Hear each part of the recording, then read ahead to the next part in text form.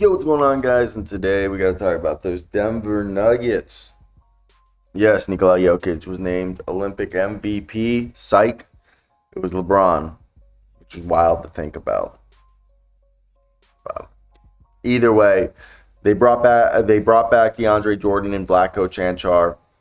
Now they're both on minimum deals, which means if they suck in training camp, they could be surprise cuts. Dario Šarić on a 2-year, $10.6 million deal. Chef's kiss. I love that. As he's a guy who's more of a backup center now, or he can play the 4 or the 5, small ball 5, more of a 4. When he came into the league, he was actually a 3. Yeah, you guys are.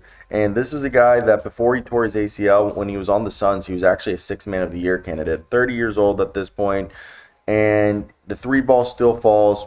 For the career, he's a 36% shooter, 45% from the field, about 11 points a night, 5 rebounds, 2 assists.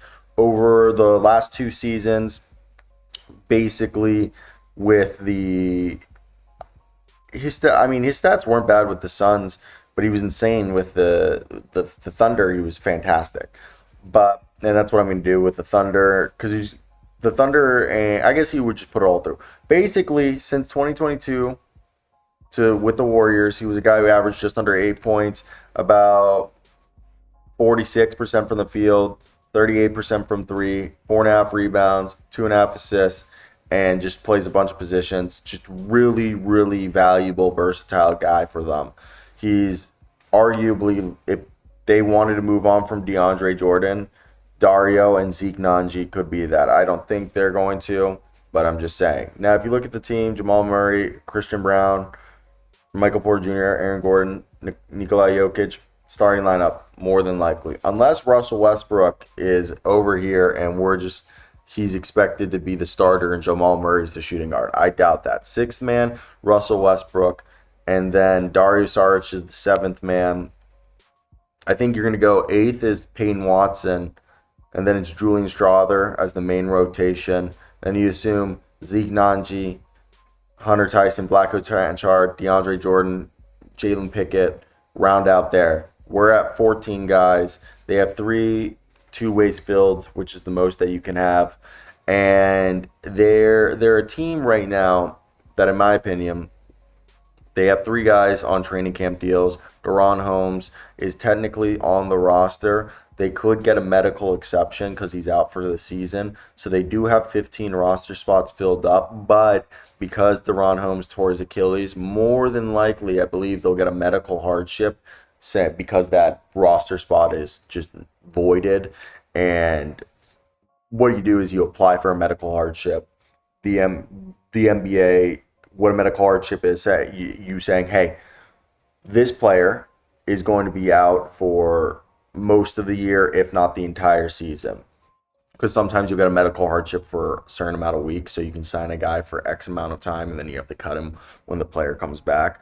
But for the most part, it's usually guys who are out for the season. You say, hey, guys out for the season, do you mind granting us a medical hardship? Which means, yes, we have 15 roster spots filled, but can he basically be put on like injury reserve and we be able to sign a minimum contract to fill that roster spot if they wanted to? I assume that is what's going to happen. Now, Gabe McLaughlin, Jalen Williams. Jalen Williams has got some athleticism. What could happen here? The most not interesting, but possible is they convert one of the guys on the 2-ways, and then Jameer Young, Jalen Williams, or Gabe McLaughlin are converted to a 2-way, but they are already on standard deals. So I think they could they're more than likely just training camp bodies, and they'll go into the season with the roster how it is, and Jameer Young, Gabe, and Jalen will get cut. Trey Alexander, perfect pickup, I think there. Same thing with PJ Hall. Spencer Jones, I'm not like insane about him, but I don't think it's a bad one.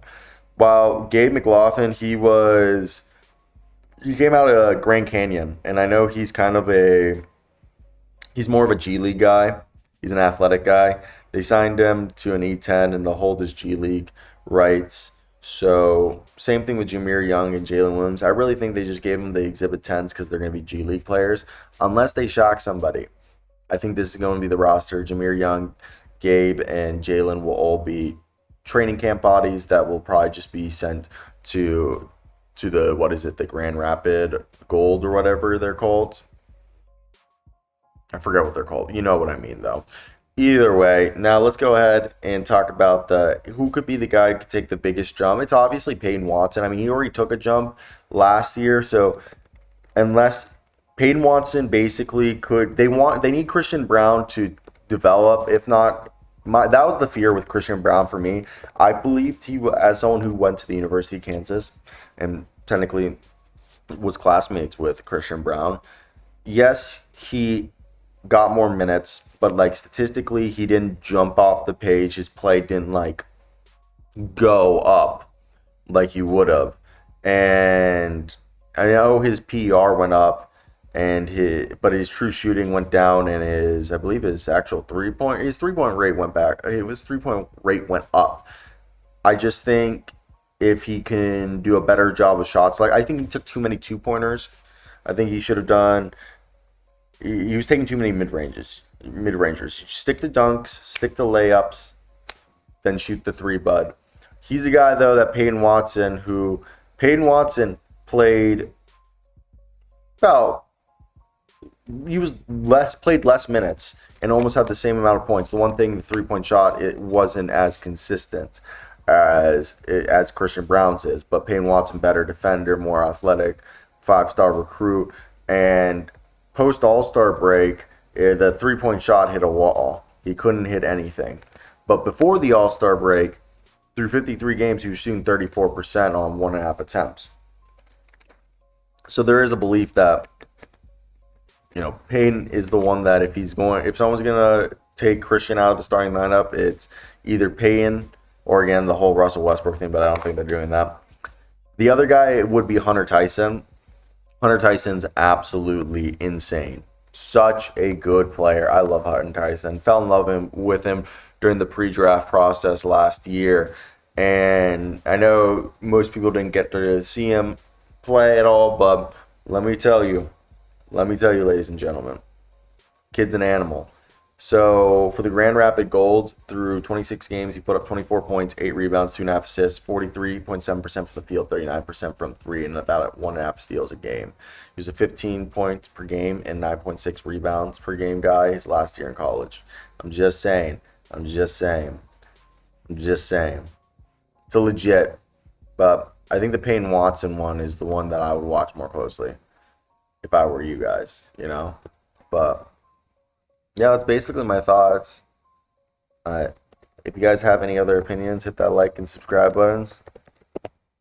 But yeah, that was it. Let me know what you guys think. We'll make a preseason prediction in the next coming weeks. But yeah, ciao. I love y'all. That's it from me. Bye-bye. I'm actually copying something real quick, and now we're good.